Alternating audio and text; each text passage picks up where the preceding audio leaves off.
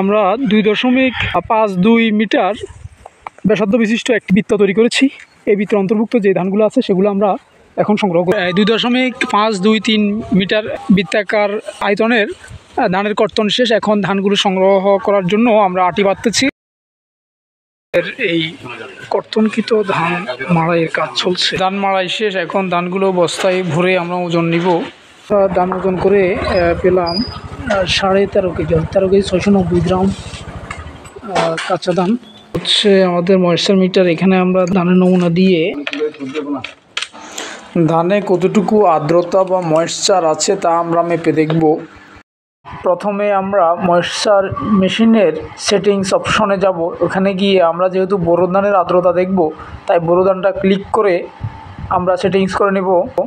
এভাবে আমরা 3টি নমুনা নিব। প্রথম নমুনায় আমরা 27.3% আর্দ্রতা পেয়েছি, দ্বিতীয় নমুনায় 30% আর্দ্রতা পেয়েছি এবং তৃতীয় নমুনায় আবার 27.3% আর্দ্রতা পেয়েছি।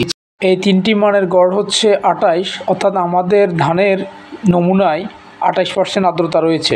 এখন সূত্র প্রয়োগ করে আমরা হেক্টর প্রতি ধানের ফলন নির্ণয় করব।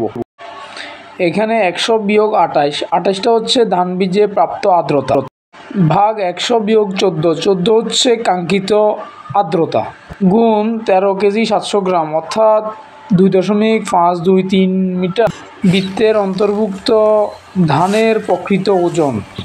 এ পর্যায়ে আমরা গুণ ভাগ করার পরে আমরা পেলাম 11.46।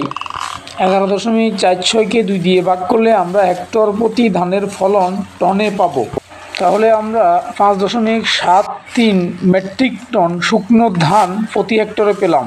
এ পর্যায়ে 5.73 মেট্রিক টনকে 3 ভাগে 2 দিয়ে গুণ করলে আমরা 3.82 মেট্রিক টন পার হেক্টরে চাল পাবো। এটি হচ্ছে নমুনা শস্য কর্তনের সহজ উপায়।